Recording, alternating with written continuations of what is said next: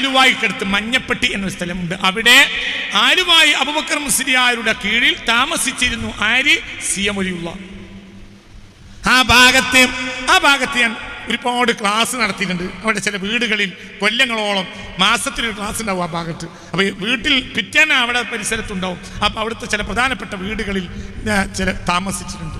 അവരൊക്കെ ഷെയ്ഖിൻ്റെ മുരീദന്മാർ, ആലുവായി തങ്ങളുടെയും പിൽക്കാലത്ത് ബഹുമാനപ്പെട്ട സി.എമ്മിൻ്റെയും.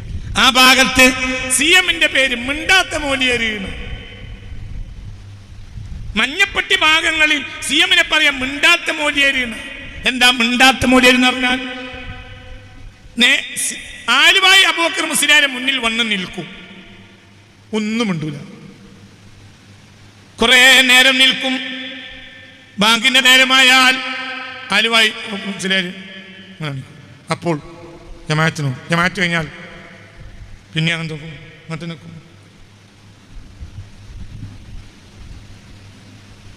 തന്നെ മിണ്ടേണ്ട ആവശ്യമില്ല. ഷെയ്ഖുൽ അക്ബർ മുഹയ്യിദ്ദീൻ ഇബ്നു അറബി റളിയല്ലാഹു അൻഹു മഹാനായ ഷെയ്ഖ് സുഹ്റവർദിയെ കാണാൻ വന്നു. ഷെയ്ഖ് സുഹ്റവർദി റഹ്മഹുല്ലാഹ് തന്റെ ദർസിന്റെ നടുവിലുമാണ്. കുട്ടികളെങ്ങനെ ഇരിക്കണതിന്റെ നടുവിൽ ഷെയ്ഖുൽ അക്ബർ വന്ന് കയറി റളിയല്ലാഹു അൻഹു എന്ന് പറഞ്ഞില്ലേ. പിന്നെ ആ നാവ് എന്തിനാ? ഷെയ്ഖുൽ അക്ബറിന്റെ പേര് കേട്ടിട്ട്, മുഹയ്യിദ്ദീൻ ഇബ്നു അറബി തങ്ങളെ പേര് കേട്ടിട്ട് റളിയല്ലാഹു അൻഹു എന്ന് പറയാൻ കഴിയില്ലെങ്കിൽ പിന്നെ ആ നാവ് എന്തിനാ മനുഷ്യന്മാരെ? അല്ലാഹു നമ്മളെ കാത്തിരക്ഷിക്കട്ടെ.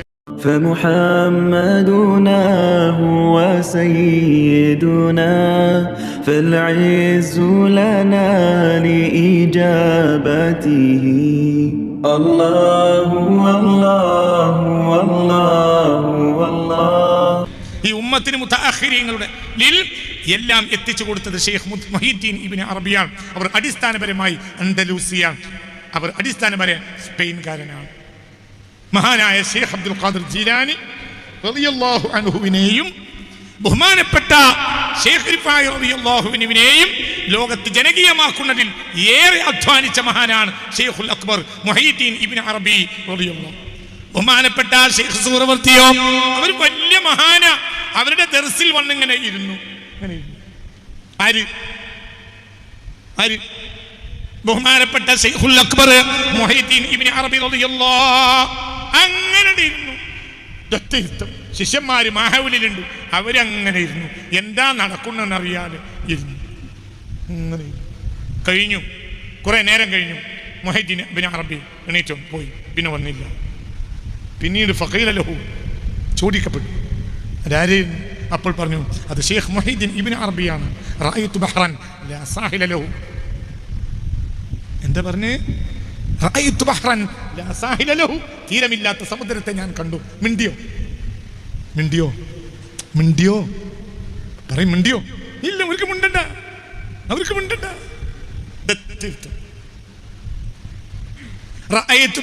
ആരാ പറഞ്ഞ? ഷെയ്ഖ് സുഹ്റവർദി തങ്ങളാ പറഞ്ഞത്. സുഹ്റവർദി ത്വരീഖത്തിന്റെ ഷെയ്ഖ് പറഞ്ഞു. ആരെ പറ്റി പറഞ്ഞു? കുബ്രവിയ ത്വരീഖത്തിന്റെ ഷെയ്ഖായ ആരെ പറ്റി പറഞ്ഞു? ഷെയ്ഖുൽ അക്ബർ മുഹയ്യിദ്ദീൻ ഇബ്നു അറബി റളിയല്ലാഹു. അല്ലാഹു ദർജ കൊടുക്കട്ടെ. ചിന്തിക്ക്. മിണ്ടണ്ട ആവശ്യമൊന്നുമില്ല. നമ്മൾ 1000 കൊല്ലം വയൽ പറഞ്ഞാലും ആ അറ്റമത്ത് ബാബിലേക്കോട്ട് കയറൂല്ല. അല്ലാഹു തആല നമ്മളെ കാത്തിരക്ഷിക്കട്ടെ. നമുക്ക് വയലും കിട്ടും, അത് കഴിഞ്ഞാൽ കോയിറച്ചിൻ്റെ തീറ്റയും കിട്ടും. ഇവിടെ കിട്ടാൻ സാധ്യതയല്ല, നോമ്പായതുകൊണ്ട് മൈക്കക്കാർക്ക് കുറച്ച് പൈസയും കിട്ടും. നമ്മളെ പരിപാടി ഇവിടെ ലാഭം, മൈക്കക്കാർക്ക് പൈസ കിട്ടാന്ന്. ഞാൻ തിരൂരിൽ പ്രസംഗിക്കുന്ന ഒരു 5-8 കൊല്ലം മുമ്പ് അങ്ങനെ 3 ദിവസം വാഗൺ ട്രാജഡി ഹാളിൽ ഇങ്ങനെ പ്രസംഗം കഴിഞ്ഞ് നിർത്താൻ നേരത്ത് ഒരാൾ സദസ്സിൽ കയറി വന്നു. വലിയ ദ്വാസമ്മേളാൻ ലാസ്റ്റ്. അപ്പോൾ വേറെ ഉസ്താദുമാരൊക്കെ ഉണ്ട്. അപ്പോൾ ഒരാൾ വന്നിട്ട് പറഞ്ഞു, ഉസ്താദേ 2 ദിവസം കൂടി വേറെ നീട്ടിക്കൂടെ അന്വേഷിച്ചു. അപ്പോ എന്താ നീട്ടണേ? എനിക്ക് നാളെ വേറെ പരിപാടിൻ്റെ ഒന്ന്. പിന്നെ സംഘാടകർ നീട്ടാൻ കൊണ്ട് പറ്റൂല. നമ്മൾ ഇത്ര ഡേറ്റിനെ ഇവിടെ വാടക എടുത്തിട്ടുള്ളൂ, പറ്റൂല. നാളെ വേറെ പരിപാടി ഉണ്ടാവും, അങ്ങനെ പറ്റൂല. ഏതായാലും ഈ വന്ന് ചോദിച്ചവരെ പറ്റി നല്ലൊരു ദ്വാ നടത്തി. നമ്മളെ കുട്ടികൾക്ക് വേല കേൾക്കാനുള്ളൊരു പൂതി. 3 ദിവസം വേല കേട്ടിട്ടും കുട്ടികളെ പൂതി അവസാനിച്ചില്ലല്ലോ.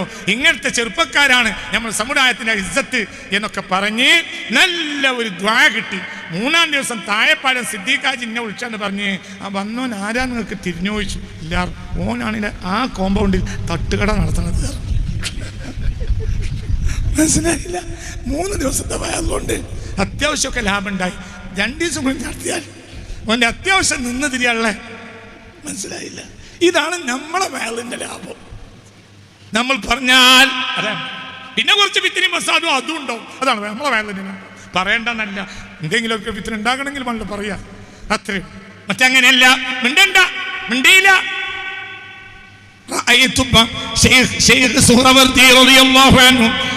തങ്ങളെ ബഗ്ദാദിൽ പോയി കണ്ടു. ആര്? ശൈഖുൽ അക്ബർ മുഹീദ്ദീൻ ഇബ്നു അറബി. എവിടുന്നാ വരുന്നത്? അൻഡലൂസിൽ നിന്ന് വരികയാണ്.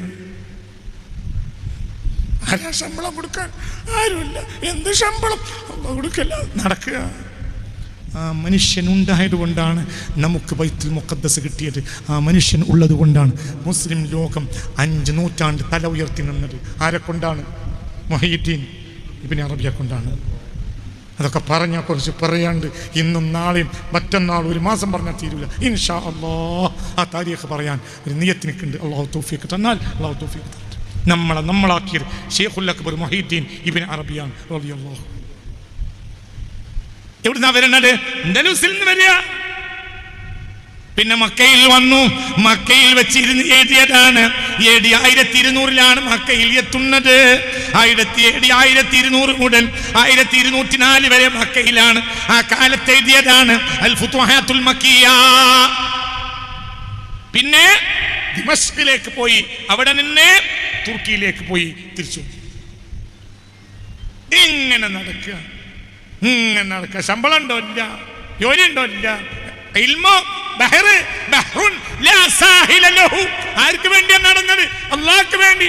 ആ നടത്തത്തിന്റെ കരുത്തിലാണ് നമ്മൾ 500 ചില്ലാനം കൊല്ലം മുസ്ലിം ഉമ്മത്ത് ജീവിച്ചത്. കൃത്യമായി പറഞ്ഞാൽ 1908 വരെ.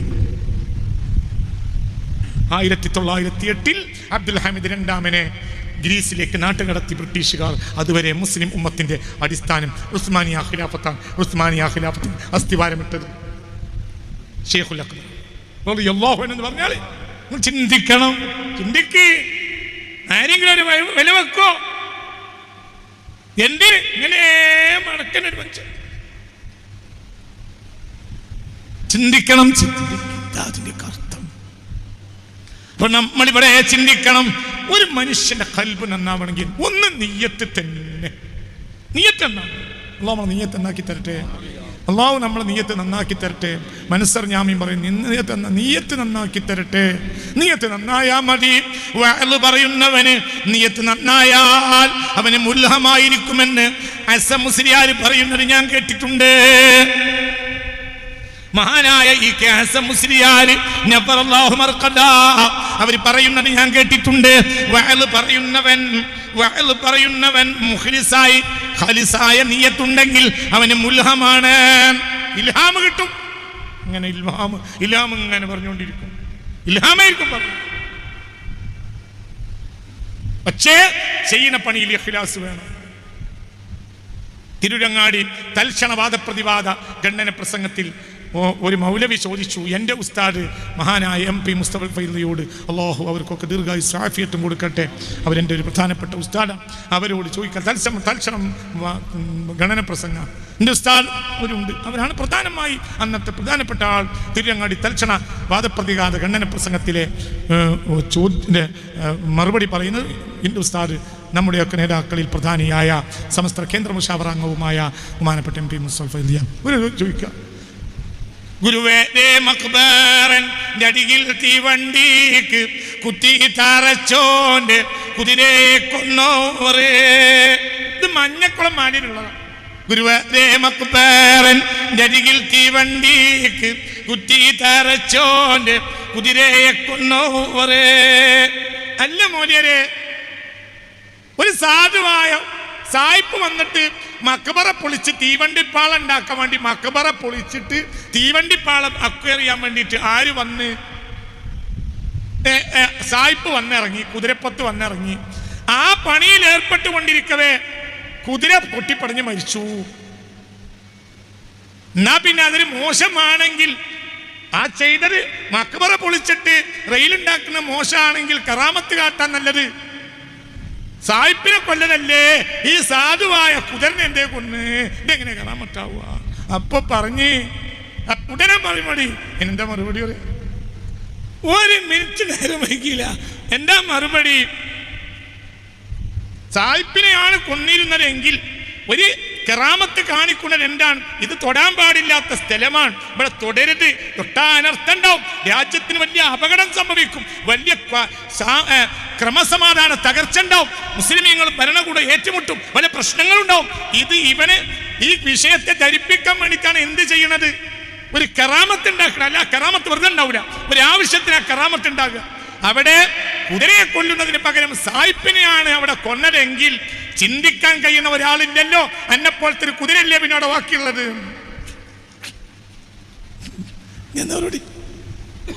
എന്താ മറുപടി? അതാണ് മുൽഹമാവുക. അവനവൻ എടുക്കുന്ന പണിയിൽ ഇഖ്ലാസ് ഉണ്ടെങ്കിൽ മുൽഹമായിരിക്കും. അപ്പൊ ഈ ഒന്ന് സഫാഉൽ ഖൽബിന് വേണമെങ്കിൽ എന്ത് വേണം? വളരെ ചിന്തിക്കണം. അല്ലാഹു തആല നമുക്ക് നാഫിയായ ഇൽമിനെ തരട്ടെ. നിങ്ങൾ ദിക്ർ ചെല്ലുന്നതൊന്നും തെറ്റല്ല, നമ്മളൊക്കെ ദിക്ർ, എനിക്കും നിശ്ചയിക്കപ്പെട്ട, എൻ്റെ മശായിഖന്മാർ എനിക്ക് നിശ്ചയിക്കപ്പെട്ട ദിക്റുകളുണ്ട്. ആ ദിക്ർ ചൊല്ലിക്കൊണ്ടാണ് എൻ്റെ ജീവിതം. ഞാനും ഒരു വഴിയിലുള്ള ആളാണ്. അല്ലാഹു തആല നേരായ വഴിയിലൊക്കെ ജീവിച്ച് മരിക്കാൻ നമുക്ക് തൗഫീഖ് തരട്ടെ. ഒക്കെ അള്ളാഹുവിലേക്ക് വാസിലാകുന്ന വഴിയാണ്. ഖാദിരിയത്താണെങ്കിലും റിഫായിയത്താണെങ്കിലും ചിശ്തിയത്താണെങ്കിലും സുറവർദിയത്താണെങ്കിലും ഒക്കെ അള്ളാഹുവിലേക്ക് വാസിലാകുന്ന വഴിയാണ്. എന്തേ ഈ വഴി, എന്തേ ആ വഴി എന്നൊന്നും ചോദിക്കണ്ട. ചിലർക്ക് നല്ലത് ബ്രോസ്റ്റാവും, ചിലർക്ക് ഇഷ്ടം മന്തിയാവും, ചിലർക്ക് ഇഷ്ടം സാധാരണ മന്തിയല്ല, കുഴിമന്തിക്ക് ലേശം കൂടി അടിയിറങ്ങുന്ന മന്തിയോ, ചില ആളുകൾക്ക് ഇഷ്ടം ബിരിയാണിയോ, ചില ആളുകൾക്ക് അതൊന്നും ഇഷ്ടം ഉണ്ടാവില്ല, കഞ്ഞിയും പൂളിയിരിക്കും ഇഷ്ടം. എന്തേ ഇങ്ങനെ മന്തി ഉണ്ടായിട്ട് എന്തേ കഞ്ഞി കുടിക്കണ മന്തിയേക്കാൾ രസം കിട്ടണത് കഞ്ഞിയിലാണ്. അത്രേ ഇനമാനേ ഉള്ളൂ, അത്രേ അർത്ഥമുള്ളൂ. അപ്പൊ ഇതെല്ലാം അല്ലാഹുവിലേക്ക് വാസിലാക്കാനുള്ള മാർഗങ്ങളാണ്. അപ്പൊ ഈ പറയുന്നതിന് മനസ്സിലാക്കേണ്ടത് ഇത് ദിക്ർ ചെല്ലൽ തെറ്റാണെന്നല്ല. ദിക്ർ ചെല്ലണമെങ്കിൽ അതൊക്കെ നമുക്ക് കൂലി കിട്ടും. പക്ഷെ വിലായത്തിന്റെ റുത്ബയിലേക്ക് ഒരു ആബിദ് ഉയരണമെങ്കിൽ ഇഖ്ലാസുൻ നിയ്യ, ഒന്ന് ഇഖ്ലാസുൻ നിയ്യത്ത് തന്നെയാണ്. നിയ്യത്ത് ഖാലിസത്തായിരിക്കണം. എന്തേ? എനിക്ക് നന്നാകണം, ഞാൻ നന്നായിട്ടില്ല, എനിക്ക് നന്നാകണം, അല്ലാഹു നന്നാക്കി തരട്ടെ. നന്നായി എന്ന് കണ്ടാലോ പിന്നെ നന്നാവില്ല. പിന്നെ അത് ഉമ്മറാജിക്ക് എമ്പാടുമുണ്ട്. ഞാൻ അവരെ പറ്റി പഠിച്ചപ്പോൾ അവർക്ക് എമ്പാടുമുണ്ട് ഇഖ്ലാസുൻ നിയ്യ. പിന്നെ രണ്ടാമതായി വേണ്ടത് സുഹ്ബത്ത് സ്വാലിഹീൻ, സുഹ്ബത്തു സാദാത്ത്, സുഹ്ബത്തുൽ ഉലമാ, സുഹ്ബത്തു സുഹാദ്, സുഹ്ബത്തുൽ മുതസവ്വിഫീൻ. എമ്പാടുമുണ്ട്. ഒരു താരിഖിൽ ഞാൻ കണ്ടു, പാണക്കാട്ട് PMS പൂക്കോയത്തങ്ങളുടെ കാലത്ത് തന്നെ മഹാനവർക്ക് ബന്ധമുണ്ടായിരുന്നു എന്ന് മാത്രമല്ല, ഒരു പാത്രത്തിൽ കഞ്ഞി കുടിക്കാറുണ്ടായിരുന്നു ശിഹാബുരങ്ങളും. അങ്ങനെയും ഒരു താരീഖ് എഴുതിയത് ഞാൻ കണ്ടു. ഒരു പാത്രത്തിൽ കഞ്ഞി കുടിക്കാറുണ്ടായിരുന്നു. അവിടെ ചെന്നാൽ ആരും ബഹുമാനപ്പെട്ട സയ്യിദ് മുഹമ്മദ് ശിഹാബ് തങ്ങളും മഹാനായ ഉമറാജിയും. എന്റെ ഇത് സുഹബത്തു സ്വാലിഹീൻ. അതിൽ ഏറ്റവും മുന്തിയവർ അള്ളാഹുവിന്റെ ഹബീബിന്റെ കുടുംബം തന്നെയാണ്. അവരെ മേലെ ആരും ഉണ്ടാവില്ല. അവർക്ക് ഇൽമും കൂടി ഉണ്ടെങ്കിൽ അവരെ ജയിക്കാൻ ആർക്കും കഴിയില്ല. അവരാര് ജയിക്കാൻ ശ്രമിച്ചാലും അത് അവരവസാനം എന്ന് കണക്കാക്കിയാൽ മതി. അള്ളാഹു കാത്തിരക്ഷിക്കട്ടെ. ഒരിക്കലും കഴിയില്ല. സയ്യിദന്മാരുടെ മേലെ ഇനി ഇൽമിനെ ദറജയുള്ളൂ. അതും ഇൽമും അള്ളാഹുവിന്റെ ഹബീബിന്റെ ഹഫീദ് എന്ന ആ പോരിശയും കൂടി ഒരുമിച്ച് കൂടിയാൽ അവരുടെ മേലെ അവരുടെ ദറജയിലുള്ള ഒരാൾ നിൽക്കുന്നല്ലാതെ താഴെയുള്ള ഒരാൾക്കല്ല മറികടക്കാൻ കഴിയും. അത് ഒരിക്കൽ നീങ്ങില്ല. അപ്പോൾ അല്ലാഹു തആല തൗഫീഖ് നൽകി. പാണക്കാട് സയ്യിദന്മാരോടുള്ള ബന്ധം, പിന്നെ അതനുസരിച്ചുള്ള ഒരുപാട് തൗഫീഖ് അല്ലാഹു തആല കൊടുത്തു. ബഹുമാനപ്പെട്ടവരെ വയനാട് കച്ചവടം ചെയ്തിരുന്ന കാലഘട്ടത്തിലുണ്ടായ അത്ഭുതങ്ങൾ അവരുടെ താരീഖിൽ കാണാം. വയനാട് കച്ചവടം, ഞാൻ അവരുടെ താരീഖ് വായിച്ചതാണ്. ഞാൻ അവരുടെ സാഹിബ് അല്ല, ഞാൻ അവരെ പറ്റി എഴുതിയ താരീഖ് വായിച്ചതാണ്. ആ കുടുംബം വരെ അംഗീകരിക്കുന്ന താരീഖ് ആയതുകൊണ്ടാണ് ആ താരീഖ് അവരെന്നെ ഏൽപ്പിച്ചത്. അതുകൊണ്ടാണ് ഞാൻ ഇവിടെ പറയുന്നത്. ചിന്തിക്കണം, ഇതൊക്കെ പരിശോധിക്കാൻ കഴിയുമല്ലോ. ബഹുമാനപ്പെട്ടവരെ വയനാട് കച്ചവടം ചെയ്യുന്ന കാലത്ത് നാട്ടിൽ നിന്നും വയനാട്ടേക്ക് പോകുമ്പോൾ കൽപ്പറ്റ എത്തിയപ്പോൾ ആ ശരീരം ലഭിച്ചു. എന്റെ സൂഫി മുസ്ലിയാർക്ക് വസ്ത്രം വാങ്ങിക്കൊടുക്കണം. വേഗം കൽപ്പറ്റയിലിറങ്ങി ഒരു കടയിൽ കയറി എന്തു വസ്ത്രമാണ് വാങ്ങേണ്ടത് എന്ന് വിചാരിച്ച് കടയിൽ നിൽക്കുന്ന നേരത്ത് ഇതാ കയറി വരുന്നു. ആര്? മഹാനായ സൂഫി മുസ്ലിയാർ. സൂഫി മുസ്ലിയാർ ഒരാളടുത്തേക്ക് ചെല്ലുക എന്ന് പറഞ്ഞാൽ തന്നെ അത് അത്ഭുതമാണ്, അത് മഹാത്ഭുതമാണ്. കോറയാണ് എനിക്ക് വേണ്ടതെന്നാണ്, കോറ വാങ്ങിക്കൊടുത്തു. അശരീരി ലഭിച്ചു, അതൊന്നും അവരെ ഹക്കിൽ ഒരു പ്രയാസമേ അല്ല. ഈ അശരീരി അവർക്ക് എങ്ങനെ ലഭിക്കാം? ഈ അശരീരി ചിലപ്പോൾ അല്ലാഹുവിന്റെ മലായിക്കത്ത് അവർക്ക് നൽകാം, ചിലപ്പോൾ സാലിഹീങ്ങളായ ജിന്നുകൾ നൽകാം, ഒക്കെ നൽകും. സാലിഹാണോ ഇല്ലേ എന്ന് പരിശോധിക്കാൻ അത്യാവശ്യം അന്തള്ളോന് ജിന്ന് സാലിഹാണോ അല്ലേ എന്ന് പരിശോധിക്കാനുള്ള തെർമോമീറ്റർ ഒക്കെ ഉണ്ട്. ഇതിനൊന്നും ആരും പേടിക്കണ്ട. ജിന്ന് സാലിയാണോ അല്ലേ എന്നെങ്ങനെ പരിശോധിക്കാം? അതിനൊക്കെ ലേശം അന്തള്ളോന് മനസ്സിലാവും. അല്ലാഹു കാര്യങ്ങളെ മനസ്സിലാക്കാൻ നമുക്ക് തൗഫീഖ് തരട്ടെ. നമുക്ക് മുഅ്മിനീങ്ങളുമായി ബന്ധപ്പെടും, ചിലപ്പോൾ നേരിട്ടും ബന്ധപ്പെടും, ചിലപ്പോൾ അശരീരി വഴി ബന്ധപ്പെടും. നേരിട്ടും ബന്ധപ്പെടും. ഏതായാലും മറ്റൊരിക്കൽ എന്തുണ്ടായി? സുഫി മുസ്ലിയാർക്ക് വിശക്കുന്നുണ്ട്, ഭക്ഷണം വാങ്ങിക്കൊടുക്കണം. കൈനാട്ടിയിൽ ബസ്സിൽ നിന്നിറങ്ങി പുറത്തിറങ്ങുമ്പോൾ അതാ ഓടി വരുന്നു സുഫി മുസ്ലിയാര്. നമ്മുടെ സമാൻ കണ്ട അല്ലാഹുവിന്റെ ആരിഫീങ്ങളിൽ മുതവസ്സിഫീങ്ങളിൽ പെട്ട മഹാന്മാരാണ്. മഹാന്മാരിൽ ഒരു കേമനാണ് ബഹുമാനപ്പെട്ട സൂഫി മുസ്ലിയാർ നബ്റല്ലാഹു മർഖദാ. അറിയുന്നവർക്കേ അറിയൂ, ആക്ഷേപിക്കുന്നവരെ 100 ആളെ ഞാൻ കേട്ടിട്ടുണ്ട്. എന്തിനാ പടമൊക്കെ പറയുന്നത്? ഈ സമാൻ നമ്മുടെ കഴിഞ്ഞ സമാനിൽ കണ്ട ഖുത്ബാനിയത്തിന് മഖാമെത്തിച്ച ആളായിരുന്നു ഭയങ്കര കോയപ്പാപ്പയെ തലയെ കെട്ടി ഒരു കുറ്റം പറയുന്നത് ഈ ചെവി ഞാൻ കേട്ടിട്ടുണ്ട്. എൻ്റെ കുട്ടിക്കാലത്ത് ചെവി കേട്ടു സിഎമ്മിനെ കുറ്റം പറഞ്ഞ് ഞാൻ കേട്ടിട്ടുണ്ട്. അതൊക്കെ കഴിഞ്ഞ് ഉറൂസ് ഉണ്ടാക്കാൻ തുടങ്ങിയാൽ നമ്മളൊക്കെ പോവുകയും ചെയ്യും. കാരണം ഉറൂസിന് ഒരു പ്രശ്നമില്ല. ഉറൂസിന് നല്ല ചീരണിയും കിട്ടും, ആൾക്കൂട്ടുണ്ടാവും, വെള്ളമുണ്ടാവും. മറ്റതങ്ങനെയില്ല. മറ്റൊരു വലിയ ക്ഷമിക്കാൻ കുറച്ച് പ്രയാസമാണ്. ഉറൂസ് തുടങ്ങിയാൽ എല്ലാവരും ഗുണം പറയും, അതുവരെ കുറ്റം പറയും. അപ്പൊ നമ്മുടെ സമാന കണ്ടതിൽ മഹാനായിരുന്നു സൂഫി മുസ്ലിയാര്. അശരീരി ലഭിച്ചു അങ്ങനെ ലഭിക്കാം. എത്രയോ സംഭവങ്ങൾ കാണാം അല്ലാഹുവിന്റെ ആരിഫീങ്ങൾക്ക് ഇത്തരം അശരീരം ലഭിക്കുന്നത്. പിന്നെ അവരുടെ സഖാവത്താണ്. ഒരാളെ സഹായിക്കാൻ ഒരു സഖിയാണ്. ഔലിയാക്കൾക്കെല്ലാം ആസിന് സ്വഭാവം ഉണ്ടാവും. അവര് മുഹമ്മദിയ എന്ന നൂറാനിയത്തിൽ നിന്ന് മുഖ്യവരാണ്. അതിൽ ഒരിക്കലും ബഖീലിന് വിലായത്ത് ലഭിക്കുകയില്ല.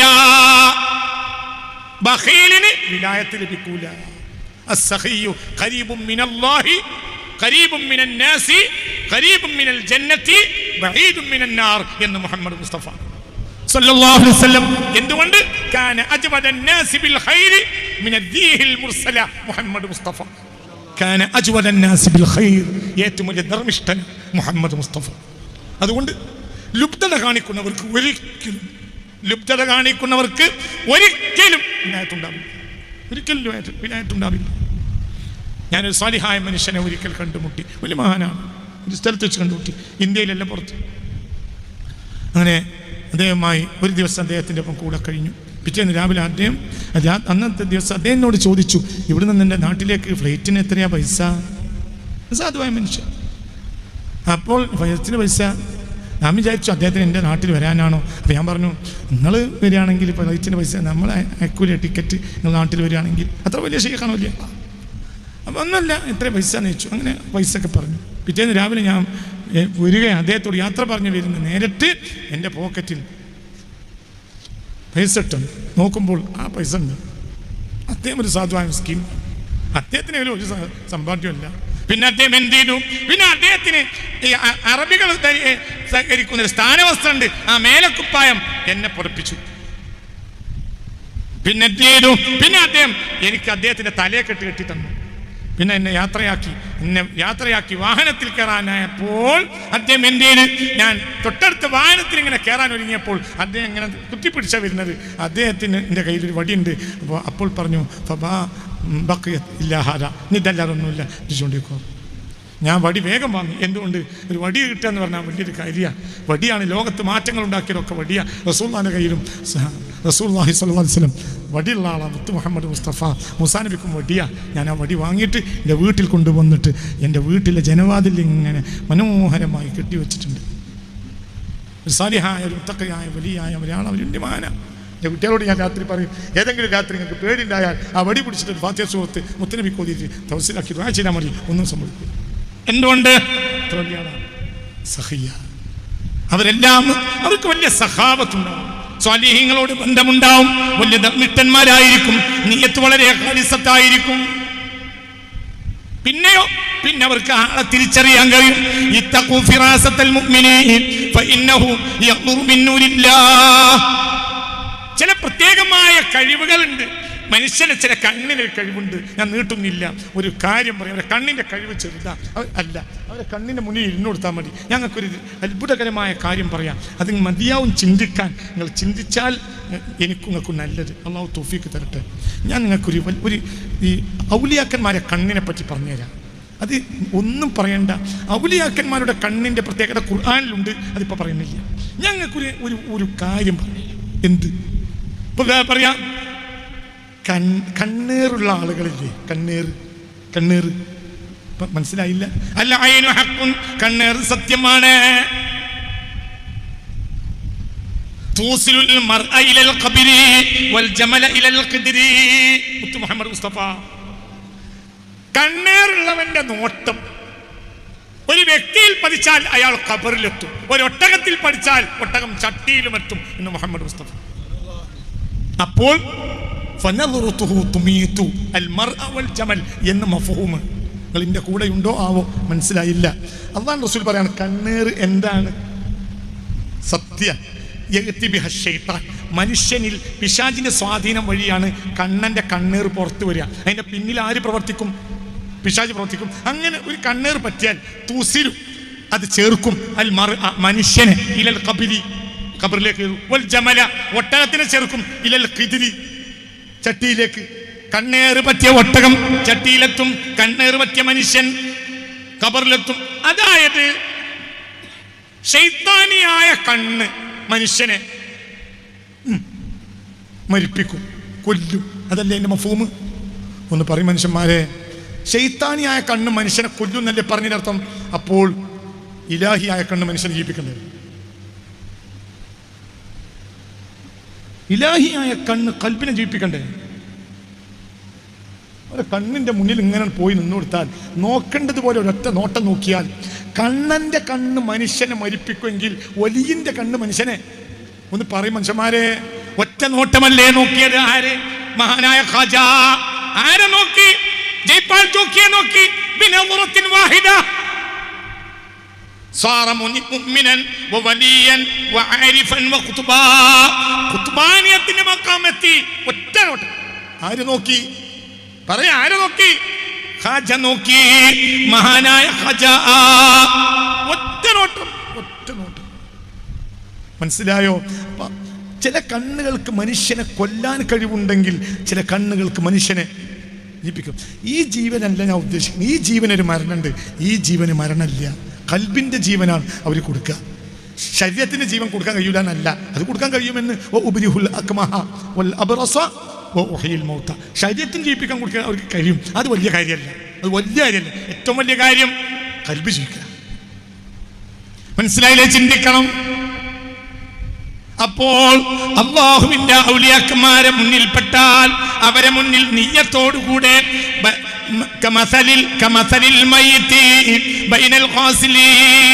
കുളിപ്പിക്കുന്ന മുന്നിൽ മയ്യത്ത് കിടക്കും പോലെ കിടന്നുകൊടുത്താൽ ശുദ്ധീകരിക്കും.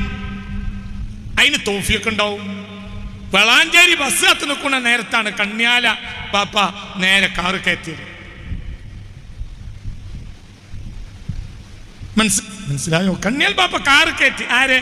ബഹുമാനപ്പെട്ട ഉമ്മറാജി വയനാട്ടിൽ നിന്ന് വരികയാണ് പെരിന്തൽമണ്ണക്ക്. വളാഞ്ചേരി അവിടെ ബസ് കാത്ത് നിൽക്കുമ്പോൾ ഒരു കാറ് വന്ന് നിർത്തി. അപ്പൊ കാറിൽ ആരാ ഉള്ളത്? കാറില് ഒരു കറുത്തൊപ്പായിട്ട് ഒരാൾ ഇരിക്കുന്ന ഡ്രൈവറും ഉണ്ട്. അങ്ങനെ കാറിൽ നിങ്ങൾ പെരിന്തൽമണ്ണ കല്യാണം ചോദിച്ചു, അദ്ദേഹം കയറിക്കൊള്ളു. അപ്പോൾ കാറിലുള്ള ഒരാൾ കറുത്ത കുപ്പായിട്ട് ഇരിക്കുക. ആ ആളെ നേരത്തെ ബന്ധപ്പെട്ടിട്ടില്ല, കണ്ടിട്ടില്ല.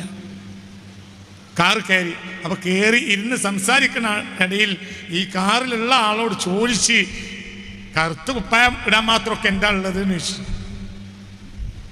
അപ്പൊ പറഞ്ഞു, നിങ്ങൾ ആലുവായിന്റെ മുരീദല്ലേ എന്ന് ചോദിച്ചു. അപ്പൊ വേശറായി. എന്തുകൊണ്ട്? ഈ രഹസ്യം ദുനിയാവിൽ ആരോടും പറഞ്ഞിട്ടില്ല. ആർക്കേ അറിയുള്ളൂ? ഉമ്മാക്കേ അറിയുള്ളൂ. ഉമ്മാനത്ത് പുറത്തു പോവില്ല. മനസ്സിലായോ? ഇതാണ് നോട്ടം. ബഹുമാനപ്പെട്ടവർ പറഞ്ഞിട്ടുണ്ട്, എനിക്ക് ത്വരീഖത്ത് തന്നത് ബഹുമാനപ്പെട്ട ആലുവായി ആണെങ്കിലും എനിക്ക് ബസീറത്ത് തന്നത് മഹാനായ കണ്യാലയാണ്. അല്ലാഹു അവരുടെ ദറജ ഏറ്റി കൊടുക്കട്ടെ. മനസ്സറിഞ്ഞ അമ്മയും പറയും, മനസ്സറിഞ്ഞിട്ട് അമ്മയും പറയും. കണ്ണിയാലും പാപ്പാനും ആരും നിസ്സാരപ്പെടുത്തിയാലും ദുനിയാവ് ആഖിറത്ത് നഷ്ടപ്പെടും. അത്രയും വലിയ മഹാനാണ് അവർ, വലിയ മഹാനാ. ചെറിയ ആളൊന്നും ഞാൻ ആ തിരിക്കത്തേരനല്ല. പക്ഷേ ഔലിയാക്കന്മാരൊക്കെ ഒക്കെ മൂത്താപ്പിള്ളാപ്പിയ കൊന്ന അള്ളാന്റെ ഔലിയാക്കന്മാരെല്ലാം ഒന്നാണ്. അത് തിരുപ്പഞ്ചി മുഹമ്മദ് മുസ്ലിയാരാണെങ്കിലും, അത് കണ്യാലപ്പാപ്പയാണെങ്കിലും, അത് അബൂക്കറാജി ആണെങ്കിലും, അത് ജാപ്പനങ്ങാടി വാപ്പ മുസ്ലിയാരായാലും, അത് അരുവായ അബൂക്കർ മുസ്ലിയാരായാലും, അത് CM വലിയുള്ളയായാലും എല്ലാം ഒന്നാണ്, ഒക്കെ ഒന്നാണ്, എല്ലാം ഒന്നാണ്. ഒരാളെ കുറവാക്കിയാൽ എല്ലാവരും കുറവാക്കിയതുപോലെയാണ്. എനിക്ക് ബസീറത്ത് തന്നു. ബസീറത്ത് എന്ന ചെറിയ സംഗതിയല്ല. ബസീറത്ത് എല്ലാവർക്കും കിട്ടൂല, അത് കിട്ടണം. فإنها لا تعمى الأبصار ولكن تعمى القلوب التي في الصدور. ഈ കണ്ണിനല്ല അന്ധത വരിക, ഈ കണ്ണിന് അന്ധത വരും. പക്ഷേ നമ്മളത് കൊണ്ടുപോയിട്ടുണ്ട് ആക്കണം. അതിന് ഞങ്ങൾക്കൊരു ഉദാഹരണം പറഞ്ഞുതരാം. നിങ്ങൾ എൻ്റെ കൂടെ ഇല്ലേ? ഇതിന് ആൾ വേണ്ടാന്നാണോ പറയുന്നതെങ്കിൽ ഞങ്ങൾക്ക് ഉദാഹരണം പറയാം. നിങ്ങളെ പരിയിലൊക്കെ കൈക്കോട്ടില്ലേ? നിങ്ങളെ പരിയിൽ കൈക്കോട്ടുണ്ടോ ഇല്ലേ? നിങ്ങളെ പരിയിൽ കൈക്കോട്ടുണ്ടോ ഇല്ലേ എന്നാണ് എൻ്റെ ചോദ്യം. ശൈഖന്മാർ വേണോ വേണ്ടേ എന്നതിന് ഞാൻ തെളിവ് പറഞ്ഞുതരാം. വാശിയും വെട്ടൊന്നുമില്ല, അതൊക്കെ നിങ്ങളിഷ്ടമാണ്, അതൊക്കെ ഓരോരുത്തരും ഇഷ്ടമാണ്. കിട്ടിയെങ്കിൽ മതി, കിട്ടിയ സ്വീകരിച്ചാൽ മതി. പക്ഷെ കിട്ടുന്നവരെ ആക്ഷേപിച്ചടക്കരുത്. ഞാൻ തെളിവ് പറഞ്ഞുതരാം. നിങ്ങളെ പരിയിൽ കൈക്കോട്ടില്ലേ? കൈക്കോട്ടുകൊണ്ട് നിങ്ങൾ പണിയെടുക്കലില്ലേ? ഒന്ന് പറയും മനുഷ്യന്മാരെ. അങ്ങനെ കുറെ കാലം കഴിഞ്ഞാൽ തേഞ്ഞു പോകൂലേ? തേഞ്ഞു പോവില്ലേ? തേഞ്ഞു പോയാൽ നിങ്ങളെന്താട്ടുക? നിങ്ങളെന്താ കാട്ടുക? പിന്നെയും കളക്ക്. തേഞ്ഞു പോയ കൈക്കോട്ടിന് ഞാൻ മതിയാവും. നിങ്ങൾ വേഗം എന്ത് ചെയ്യും? തേഞ്ഞ കൈക്കോട്ടിനെ പുത്തനാക്കി തരാൻ ഒരാളെ പടച്ചോ നിശ്ചയിച്ചിട്ടുണ്ട്. അതാണ് കരുവാൻ. അയാളെടുത്ത് കണ്ടുകൊണ്ടേ കൊടുക്കും. അയാൾക്ക് പടച്ചോൻ തീരുമാനിച്ച പണിയാടാ അല്ലേ? പറയും മനുഷ്യന്മാരെ. അയാളെ കയ്യിൽ അതവിടെ കൊടുത്താൽ അയാൾ അലിയുൽ ഖവാസ് ചെയ്ത മാതിരി ആദ്യം പർദേരാ ചെയ്യുക. മനസ്സിലായില്ല? മൂത്താപ്പ മരിക്കലിന് മുമ്പ് ഇട്ട തായാണ്. വല്യാപ്പിന്റെ കാലത്ത് കളച്ചതാണ്. മൂത്താപ്പിയും വല്യാപ്പിയും ഒക്കെ കളച്ച തായ കൊണ്ടുള്ള കൈക്കോട്ടാണ്. 10-15 കൊല്ലം ഒരു കുഴപ്പമില്ലാത്ത കൈക്കോട്ടാണ്. ഇക്കാലം വരെ മൂത്താപ്പയോ വല്യാപ്പയോ തായ വൃത്തിയാക്കിയിട്ട് ഇട്ടിട്ട് ഇക്കാലം വരെ പാറമ കളച്ചിട്ടും അതിന്റെ വായുമടങ്ങിയെന്നല്ലാതെ തായ ഇളകിയിട്ടില്ല. ഈ ജാതി കൈക്കോട്ട് കരുവാന്റെ അടുത്ത് കൊണ്ടുപോയാൽ കരുവാൻ ആദ്യം ചെയ്യുക അടിച്ചിട്ട് തായും കൈക്കോട്ടിനുണ്ടാക്കും. കണ്ട നമുക്ക് കൊടുക്കാൻ തോന്നും. എന്തുകൊണ്ട്? നമുക്ക് ഏറ്റവും ദേഷ്യമുള്ള കാര്യം അപ്പം ഇയാൾ ചെയ്തത്. നമുക്കൊരു ഡൗട്ടും തോന്നും. ഇനിയിപ്പോൾ ഇതൊക്കെ കഴിഞ്ഞിട്ട് ഇയാള് തായിട്ട് തന്നാൽ അത് ഇളകുവോ ആവോ? ഇതേതായാലും ഇളകാത്ത തായ. നിങ്ങൾ എൻ്റെ കൂടെ ഉണ്ടോ? നിങ്ങൾ കൈക്കോട്ടാണ് സാധനം അറിയോ? നിങ്ങളെ ഇരുത്തം കണ്ടിട്ട് എനിക്കത് അറിയാത്തതുപോലെ നിങ്ങൾ നല്ല ചാനലിൽ കൈക്കോട്ട് കാണോ? അതിലുണ്ടല്ല പറഞ്ഞ മനസ്സിലായില്ലേ? ചിന്തിക്ക്. കൈക്കോട്ട് ഇളക്കണം എനിക്കറിയാം. കരുവാൻ ആദ്യം എന്താ ചെയ്യാ? കരുവാൻ നേരെ അയാൾക്ക് ഇഷ്ടമില്ലാത്ത ആദ്യം തായ കൈക്കോട്ടുണ്ടോ, എന്നിട്ട് അതവിടെ വലിച്ചിടും പുറത്തേക്ക്. എന്നിട്ട് എന്ത് ചെയ്യും? പിന്നെ അത് തീക്കണിടും, പിന്നെ അതിനെ തല്ലും, പിന്നെ ഒടിക്കും, പരത്തും, പിന്നെയും തീളിലിടും, പിന്നീടും പിന്നീടും പിന്നെ ആകെ. അതുകൊണ്ട് എന്തായി? അത് തീയെ പഴുത്ത് അടിച്ചിട്ട് അയാൾ അങ്ങോട്ട് നിന്നടിക്കും. ആ ജാതി നല്ല മുട്ടൻ വടിയും കൊണ്ട്, മുട്ടൻ നല്ല ഒരു 1-ാം നമ്പർ നല്ല ഒരു ആമറും കൊണ്ട് ഇയാളെ നല്ല കള്ളം കൈയൊക്കെ വലിപ്പുള്ള വേറൊരു മകനൊപ്പുണ്ടാവും. ഒരു മേട്ടം അച്ഛൻ മേടിയാൽ അടുത്തത് മകൻ മേടും. നമ്മൾ 1-ാം നമ്പർ കൈക്കോട്ടാണ് വരി മേടുന്നത്. ഇതൊക്കെ കഴിഞ്ഞ് ലെവലാക്കി തന്നാൽ കയ്യോമ വലുതുഹു. ആദ്യം നമ്മൾ പീടിയെന്ന് വാങ്ങി അങ്ങനെ ആകുമല്ലേ? ഇതിനാണ് ശൈഖ്. വേണ്ടെങ്കിൽ ഇരിക്കണ്ട, എനിക്കേതായാലും വേണം. ഞാൻ നന്നായിട്ടില്ല എന്ന് എനിക്ക് ഉറപ്പാണ്. എന്നെ നന്നാക്കി തരാൻ ആൾ വേണമെന്ന് എനിക്ക് ഉറപ്പാണ്. അള്ളാഹു തആലക്ക് കിതാബ് അറബികൾക്കിടയിൽ ഇറക്കിയാൽ അള്ളാഹു സുബ്ഹാനഹു വ തആല കിതാബും പരിചയമുള്ള മനുഷ്യൻ ഏതായാലും ഞാനൊരു കാര്യം പറയട്ടെ. അള്ളാഹു സുബ്ഹാനഹു വ തആല ഈ പരിശുദ്ധ ഖുർആൻ ശരീഫ് അബൂജഹലിനാണ് ഇറക്കി കൊടുത്തതെങ്കിൽ ആദ്യത്തെ വാക്കെങ്കിലും ജിബ്രീലിനോട് പറയില്ലല്ലോ. എന്ത് മനുഷ്യന്മാരാണ് പഠിച്ചവനെ, എൻ്റെ പാതാക്കരക്കാര്. ആദ്യത്തെ 5 ആയത്ത് കൊടുത്തപ്പോൾ മുത്തുനബി എന്താ പറഞ്ഞു? ഞാൻ ഓത്തുകാരൻ അല്ല. നേരെ മറിച്ച് അബൂജഹലിന്റെ അടുത്താണ് ജിബ്രീൽ വന്നതെങ്കിൽ പറയും ഈ ജാതിയൊക്കെ ഞാൻ എത്ര കണ്ടരാ നന്നായി ഏതായാലും കൊണ്ടുവന്ന് ഇങ്ങോട്ട് തന്നെ നാളെയും വരുന്നുണ്ട്. മുത്തനബി എന്നെ പറഞ്ഞു, എനിക്കത് അറിയൂല, ഞാൻ ഒത്തുകാരൻ അല്ല. തല കൊടുത്ത് ചിന്തിക്ക്. പക്ഷേ അവിടെ ഉമ്മത്തിനെ മുസക്കിയാകാൻ മുസ്തഫ നബിനെ പറ്റുള്ളൂ. ആ മുസക്കിനെ തന്നെ ഏൽപ്പിച്ചു. ഇത് കിട്ടുന്നതിന് മുമ്പ് മുത്ത് മുഹമ്മദ് മുസ്തഫ തങ്ങൾ ഉമ്മിയാണ്, അതിനപ്പുറം ഒന്നും അറിയൂല. മനസ്സിലാവുണ്ടോ പറഞ്ഞത്? പറയും, മനസ്സിലായില്ലേ? ഹബീബായ മുഹമ്മദ് മുസ്തഫ. ചിന്തിക്ക്. അപ്പൊ എന്ത് വേണം? എന്തിനെ റസൂലുള്ളാഹിനെ ഏൽപ്പിച്ചത്? റസൂലുള്ളാഹിനെ മുസക്കി ഇല്ലെങ്കിൽ സിദ്ദീഖ് ഉണ്ടാവുകയില്ല, ഖദീജ റളിയല്ലാഹു അൻഹുമാ ഉണ്ടാവുകയില്ല, ഉസ്മാൻ അഫ്ഫാൻ ഉണ്ടാവുകയില്ല. 1.25 ലക്ഷം സ്വഹാബികൾ നന്നാക്കുന്ന ഒരു ശൈഖില്ലാതെ ഉണ്ടാവുകയില്ല. അവരുടെ ശൈഖാണ് മുഹമ്മദ് മുസ്തഫ. അതന്നെ പിന്നീട് മുത്ത് മുഹമ്മദ് മുസ്തഫ നാട്ടിലേക്ക് കയറ്റിവിട്ടതും ആരെയാ? ഈ ശുയൂഖിനെയാ, കിതാബിനെയല്ല. കിതാബ് ഇങ്ങനെ അച്ചടിച്ച് കയറ്റിവിടല്ല മുഹമ്മദ് മുസ്തഫ ചെയ്തത്. ശുയൂഖിനെ കയറ്റിവിട്ടു. അസ്ഹാബി കന്നുജൂം ഫബിഅയ്യിഹി മുഖ്തദൈതും ഇഹ്തദൈതും. ഖുർആനോ ശൂഖ് മാറ്റി വെച്ചാൽ, ശുയൂഖിനെ മാറ്റി വെച്ചാൽ ഖുർആൻ യുളില്ലു ബിഹി കസീറൻ വയഹ്ദി ബിഹി കസീറ. ഖുർആൻ കൊണ്ട് പലരും പേക്കും, ശൈഖിനെ കൊണ്ട് പേക്കൂല. ശൈഖ് ഒറിജിനലായ മതി. അല്ലാഹു മനസ്സിലായോ? ഖുർആൻ കൊണ്ട് വെക്കും. ആരെ കൊണ്ട് വെക്കൂല? നല്ലോണം കസരി പിടിച്ചിരുന്നാളി. എന്താ ഇയാളീ പറയുന്നത്? ബേജാറാണ്ട. ഖുർആൻ കൊണ്ട് പേക്കാം. എന്തുകൊണ്ട് പേക്കൂല? ശൈഖ് ഖാലിസാണെങ്കിൽ പേക്കൂല, സിദ്ദീഖുൽ ഖുർആൻ കൊണ്ട് പേക്കൂല. ഖുർആൻ കൊണ്ട് വെക്കാം. ഖുർആൻ കൊണ്ട് വെച്ചില്ലേ ആര്? ചേകനൂര് വഹാബി വെച്ചില്ലേ? അല്ലാഹു തആല കാത്തിരക്ഷിക്കട്ടെ. ഖുർആൻ കൊണ്ട് വെച്ചാൽ യുളില്ലു ബിഹി കസീറാ. എന്നാൽ എന്റെ സ്വഹാബികൾ ഒരാളെ കൊണ്ടെങ്കിലും പിഴക്കുമെന്ന് റസൂൽ പറഞ്ഞില്ല. പിന്നെ പറഞ്ഞു അസ്ഹാബി കന്നുജൂം, അവരാണ് ശുയൂഖുൽ ഉമ്മ ഫബിഅയ്യിഹി മുഖ്തദൈതും ഇഹ്തദൈതും. ഇതൊരു കാര്യം മനസ്സിലാക്കുക, ഇഖ്തിദാ വേണം. ഫബിഅയ്യിഹി മുഖ്തദൈതും ഇഹ്തദൈതും. തുടർന്നാലേ രക്ഷപ്പെടുള്ളൂ. തുടരണം. അവർ മുത്തുനബിയെ തുടർന്നു, മുത്ത് മുഹമ്മദ് മുസ്തഫ. തുടരാതൊരു കാര്യം നടക്കൂല. ആളെ കിട്ടിയ നല്ലത്. അപ്പോൾ നോക്കി നിങ്ങൾ ബറാജിക്ക് അല്ലാഹു തആല കൊടുത്തിട്ടുണ്ട്. പിന്നെ ബാക്കി എന്തിൻ്റെ അവസാനം പറയേണ്ടത്? തൗഫീഖ്. നല്ല തറവാട്ടിൽ ജനിക്കുക, നല്ല ബാപ്പാര് വല്യപ്പാര്, നല്ല ബാപ്പ, നല്ല വല്യപ്പ, നല്ല വലിയ ഇതൊരു തറവാടിയത്ത വലിയ കാര്യമാണ്. തറവാടിയത്ത് വലിയ കാര്യമാണ്. അല്ലാഹു തആല നമുക്ക് ആ ഒരു ഇസ്സത്ത് അല്ലാഹു നിലനിർത്തി തരട്ടെ. വലിയ കാര്യമാണ്, വലിയ കാര്യമാണ്, വലിയ കാര്യമാണ്. എന്തായാലും പേക്കൂല. എനിക്ക് സുന്നത്യമായി തോൽപ്പിച്ച അസമൂല്യരാണ് എന്ന് ഇത്ര കാലത്ത് എൻ്റെ വീട്ടിൽ വിരുന്നൊന്ന് പാർക്കും. എത്രയാണ് അസമൂല്യർ വീട്ടിൽ വിരുന്നൊന്ന് പാർത്തുന്നത്? കണക്കില്ല. അസമൂല്യർ കാകളുള്ളത് ഒരു മകളാ. ആ മകളെ കെട്ടിക്കാൻ വേണ്ടിയിട്ട് ചെറുമുഖദ്രമ മുസ്ലിയാർ കെട്ടാൻ വേണ്ടി ഉദ്ദേശിച്ച് കൊണ്ടുകണ്ട് വന്നപ്പോൾ വീട് കാണാൻ പോയത് എൻ്റെ വാപ്പയും അസമൂല്യർ. അതെന്ത്? ആ കുടുംബമായിട്ടുള്ള ബന്ധം. നമുക്ക് ബന്ധം വേണം. ഇന്നിപ്പോൾ ആ ബന്ധമല്ല.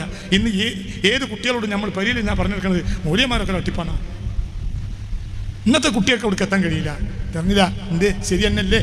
4 ആൾ കൂടിയാൽ പറയണ്ട, മൂല്യന്മാർ പറഞ്ഞ അങ്ങനെ നമ്പണ്ട. മോഡേണിസ്റ്റ് അല്ലെങ്കിൽ തന്നെ അങ്ങനെ പറയും. മോഡേണിസ്റ്റ് ആണെങ്കിൽ പറയും കാട്ടുകളന്മാർ. അതിനുവേണ്ടി എത്ര ചാനലുകളാണ് മൂല്യന്മാർ പറഞ്ഞാൽ ഉടനെ എതിര് പറയാൻ വേണ്ടിയിട്ട് എത്ര വാട്സപ്പ് ചാനലും എത്ര സോഷ്യൽ മീഡിയ ചാനലും ഉള്ളത്. ആലിമീങ്ങൾ പറഞ്ഞാൽ ഉടനെ എതിര് പറയാൻ വേണ്ടിയിട്ട്, ആലിമീങ്ങളെ നിന്ദിക്കാൻ വേണ്ടി, ആലിമീങ്ങളെ നിസ്സാരപ്പെടുത്താൻ വേണ്ടി. അതാണ് ഈ സമാനിന്റെ ആപത്ത്. അല്ലാഹു നമ്മളെ കാത്തിരക്ഷിക്കട്ടെ. ഞാൻ അവസാനിപ്പിക്കാം. പിന്നെന്താ വലിയ കാര്യം? തൗഫീഖ്. മറാജിക്ക് തൗഫീഖ്. ഈ തൗഫീഖിന്റെ കാര്യം എന്താന്നാ? ഒന്ന് ബാപ്പാന്റെ തൗഫീഖ്. ചില സംഗതികൾക്ക് എന്ന് പറഞ്ഞാൽ ബാപ്പ ഉമ്മാൻ്റെ അടുത്ത് എത്തിയപ്പോൾ നല്ല ഉമ്മ, നല്ല ബാപ്പ. നുത്ഫത്തിൽ വഴി ഒരു നൂറാനിയത്തിന് വരണം. അതൊരു നൂറാനിയത്ത് തന്നെയാണ്. അത് വലുതന്നെ. അത് ചെറിയ കാര്യമല്ല, വലുത. കളവ് പറയേരുമ്മ ചൊന്നാരെ കള്ളന്റെ കയ്യിൽ താൻ പൊന്നെ കൊടുത്തോവറേ. തറവാടിത്ത ഒരാൾക്കും അവരെ വിലക്കെടുക്കാൻ കഴിയൂല. ഞാൻ അവസാനിപ്പിക്കുകയാണ്. മുത്തഖീങ്ങളായ അല്ലാഹുവിന്റെ ആരിഫീങ്ങളെ വിലക്കെടുക്കാൻ ഒരാൾക്കും അവരെ വിലക്കെടുക്കാൻ കഴിയില്ല. അവരെന്തുകൊണ്ട്? അവരേറ്റവും വലിയ മഖാമിൽ അവർ അള്ളാഹുവിൻ്റെ ആളുകളാ. അവരെ വിലക്കെടുക്കാൻ കഴിയില്ല. അവരാരെയും ചതിക്കൂല, അവരുമ്മത്തിനെ പഴപ്പിക്കൂല, അവർ ദുനിയാവിൻ്റെ ആളുകൾക്ക് വഴിപ്പെടൂല. വളരെ ചിന്തിക്കണം. ഞാൻ അവസാനിപ്പിക്കണം. കേവലമുള്ള സുന്നത്ത് കാണിക്കാതിരിക്കലോ ഒന്നല്ല. സുന്നത്തുകൾ ചിലപ്പോൾ പിഴച്ചു പോയ ആളുകൾ കാണിക്കും. വിഷയത്തിലെ ഏറ്റവും വലിയ മർമ്മം സഫാഉൽ ഖൽബാണ്. അതിനെന്ത് വേണം? ദുനിയാവിൻ്റെ നിസാരത്വത്തിൽ നിന്ന് ആഖിറത്തിൻ്റെ മഹത്വത്തിലേക്ക് നമ്മുടെ കൽബിനെ നമ്മൾ തവജ്ജുഹ് ചെയ്ത് അങ്ങോട്ട് പോകണം, സർഫ് ചെയ്ത് വെക്കണം. കൽബിനെ അങ്ങോട്ട് തിരിക്കണം. തിരിച്ചു പറഞ്ഞാൽ പോരാ, തിരിക്കണം. അങ്ങോട്ട് തിരിച്ചു വെക്കണം. അങ്ങനെ തിരിച്ചു വെക്കണം. തിരിച്ചു എന്ന് പറഞ്ഞാൽ നെയ്യപ്പെന്ന് പറയാനോ നെയ്യും ഇതും തമ്മിൽ യാതൊരു ബന്ധമല്ല. കാലം വരെ നെയ്യപ്പത്തെ കണ്ടിട്ടില്ല. പറയലാർക്കും പറയാ. അങ്ങോട്ട് തിരിക്കണം. കൽബിനെ ഇലാഹിലേക്ക് തിരിച്ചു വെക്കണം. അപ്പോൾ ദുനിയാവിന്റെ കാര്യങ്ങളെ അവർക്ക് നിസ്സാരമായി തോന്നും. കിട്ടിയാലും അവർക്ക് പ്രശ്നമില്ല, പോയാലും ഒരു പ്രശ്നമില്ല. എല്ലാം വന്നാലും പ്രശ്നമില്ല, പോയാലും പ്രശ്നമില്ല.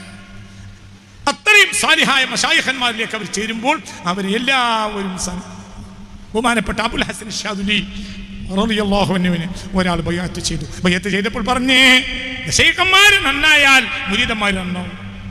എന്റെ മുരീദാരും നരകത്തിലെന്ന് നരകത്തേക്കാക്കും ലക്ക് പറഞ്ഞോറേ. ശൈഖ് നന്നായാൽ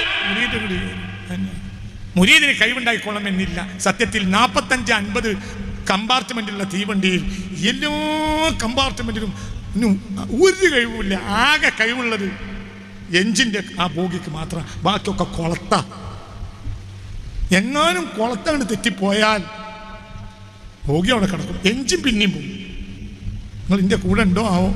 കൊളത്തോടെ കിടക്കും. കമ്പാർട്ട്മെന്റിനോ ഒരു കഴിവില്ല. കമ്പാർട്ട്മെന്റിന് കൊളത്തിയത് കൊണ്ട് ഏത് നേരത്താണ് കോഴിക്കോട്ട് നിന്ന് അല്ലെങ്കിൽ ഷൊർണൂരിൽ നിന്ന് വിട്ട വണ്ടി ഏത് നേരത്താണോ ബോംബെയിലെത്തിയത്, എഞ്ചിനെത്തിയ അതേ നേരത്ത് കമ്പാർട്ട്മെന്റ് കിട്ടും. എന്തുകൊണ്ട്? കമ്പാർട്ട്മെന്റിന് വലിയ കഴിവുണ്ടോ? ഇല്ല, ഒന്നുമില്ല. എന്തുണ്ട്? കമ്പാർട്ട്മെന്റിനെ എഞ്ചിനോട് കൊളുത്തിയിട്ടുണ്ട്. ഇതന്നെ ശുലൂഖ്, ഇതാണ് മശീഖത്ത്. ഷെയ്ഖന്മാരിലേക്ക് ഇങ്ങോട്ട് കൊളുത്തിയാൽ മതി. നല്ല ഷെയ്ഖാണോ? ഒരു വർഷമല്ല. അബുൽ ഹസൻ ശാദുലി റളിയല്ലാഹു അൻഹുവിലേക്ക് ഒരാൾ ബൈഅത്ത് ചെയ്ത് മുരീദായി. അപ്പോൾ പറഞ്ഞു, വല്ല ബുദ്ധിമുട്ടൊക്കെ ഉണ്ടെങ്കിൽ എന്നെ ഒന്ന് വിളിച്ചാൽ മതിയാകും. അപ്പോൾ ഇയാൾക്ക് തോന്നി, നിങ്ങൾ അടുത്തൊക്കെ എവിടെയാണെങ്കിൽ നിങ്ങളെ വിളിച്ചാൽ നിങ്ങൾ കേൾക്കും. നാട് വിട്ടുപോയിട്ട് ഏതെങ്കിലും നാട്ടിൽ നിങ്ങളെ വിളിച്ചിട്ട് എന്താ കാര്യം ചോദിച്ചു. അതൊക്കെ മറന്ന് പിന്നെ കുറേ കാലം കഴിഞ്ഞിട്ട് ലത്തായിഫുൽ മിനനിലുണ്ട് ഈ സംഭവം. ഇമാം ഷഹറാനി രേഖപ്പെടുത്തിയിരുന്നു. കുറെ കാലം കഴിഞ്ഞ് ഈ മുരീദ് ഒരു കപ്പൽ യാത്ര ചെയ്യായിരുന്നു. അങ്ങനെ കപ്പൽ പൊളിഞ്ഞ് എല്ലാവരും നടുക്കടലിൽ പെട്ട് മുങ്ങി പൊങ്ങി. അതിനിടയിൽ ഇയാൾക്ക് കൊല്ലങ്ങൾക്ക് മുമ്പ് ഷെയ്ഖ് പറഞ്ഞത് ഓർമ്മയുണ്ട്. എവിടെയെങ്കിലും കുടിക്കാൻ എന്നെ ഒന്ന് വിളിച്ചാൽ മതി, യാ ഷെയ്ഖി, യാ അബുൽ ഹസൻ, യാ ഷെയ്ഖി എന്ന് വിളിച്ചു. അപ്പോഴത്തിന് ഒരു കൈ മൂർത്താവിൽ പിടിച്ചു. പിന്നെ നേരെ വലിച്ചാൻ കൊണ്ടുപോയിട്ട് പിന്നെ കാണുന്നത് ഒരു കപ്പലിൽ ഇരുത്തി കൊടുക്കണതാണ്. അക്കത് അങ്ങനെ കഴിഞ്ഞു. പിന്നെയും കുറച്ച് കഴിഞ്ഞു. നാട്ടിൽ വന്നപ്പോൾ ഷെയ്ഖിനെ കാണാൻ പോയി. അപ്പോൾ ഷെയ്ഖ് വയറിങ്ങനെ തടവിയിട്ട് പറഞ്ഞു, കുറച്ച് നേരം ഒരു അന്തണ്ടായില്ലല്ലേ, ലേശം ഉപ്പുവെള്ളം കുടിച്ചൂലേ? മനസ്സിലായില്ല. ഈ സംഭവം പറഞ്ഞിട്ടില്ല. നിങ്ങൾക്ക് പറഞ്ഞാൽ മനസ്സിലായില്ല. ഷെയ്ഖിന്റെ അടുത്ത് എത്തിയപ്പോൾ ഷെയ്ഖ്, നീ കപ്പലിൽ പോയിരുന്നോ? ഇത് വെള്ളം ഒന്നും ചോദിച്ചില്ല. ഇന്നുണ്ടായി പിന്നെന്തുണ്ടായി അത് ചോദിച്ചില്ല. പിന്നെ എന്ത് പറഞ്ഞ് ഇങ്ങനെ തടവി കുറച്ച് നേരം അന്തക്കേട് വന്നില്ലേ, അതുകൊണ്ട് കുറച്ച് ഉപ്പും വെള്ളം കുടിക്കേണ്ടി വന്നില്ലേ? ഇനി ഒന്നും പറയേണ്ടതില്ലല്ലോ. അബുൽ അബ്ബാസിൽ മുർസി തങ്ങൾ റളിയല്ലാഹു അൻഹു അവർ കാമിലായ ഖലീഫത്താണ്, കാമിലത്തായ ഖലീഫയാണ്. ആരുടെ? അബുൽ ഹസൻ ശാദുലിയുടെ റളിയല്ലാഹു അൻഹു. മുർസ് തുണീഷ്യയിലെ കുന്നിന്റെ പുറത്ത് ഇവർ വന്നിട്ടുണ്ട് എന്നറിഞ്ഞപ്പോൾ ഒരാളെയും കൂട്ടി അവരെ കാണാൻ വേണ്ടി പോയി. ആര്? അബുൽ അബ്ബാസിൽ മുർസി റളിയല്ലാഹു അൻഹു. മനസ്സിലായില്ല? അബുൽ ഹസൻ ശാദുലി അസ്ലി അവർ മിസ്രിയ, തുണീഷ്യയിൽ വന്നിട്ട് ഒരു കുന്നിൻ പുറത്ത് താമസിക്കുമ്പോൾ കാണാൻ വേണ്ടി പോവുക. ഒരു സ്ഥലത്തും സുബഹിയൊക്കെ നിസ്കരിച്ച് നേരെ കുന്നിന്റെ മുകളിലെത്തി.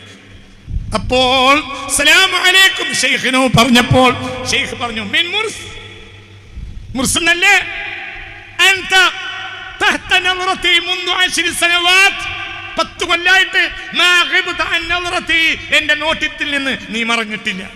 എത്ര ഷെയ്ഖിനെ ആദ്യം കാണാണ് ആര്? നിങ്ങളുടെ കൂടെ ഇല്ല. ഷെയ്ഖിനെ ആദ്യം കാണാണ് ആര്? മുരീദ്. അപ്പൊ പറയാണ്, അൻത തഹ്ത നളറതി മാ ഗിബ്ത അൻ നളറതി മുൻദു 10 സനവാത്, 10 കൊല്ലമായി എന്റെ കണ്ണിൽ നിന്ന് നീ മറഞ്ഞിട്ടേ ഇല്ല. അതായത് അവർക്ക് വേണ്ട ആളുകളെ അവർ നേരത്തെ തന്നെ പൊക്കിക്കൊണ്ടിരുന്നു. അല്ലാഹു തൗഫീഖ് തരട്ടെ.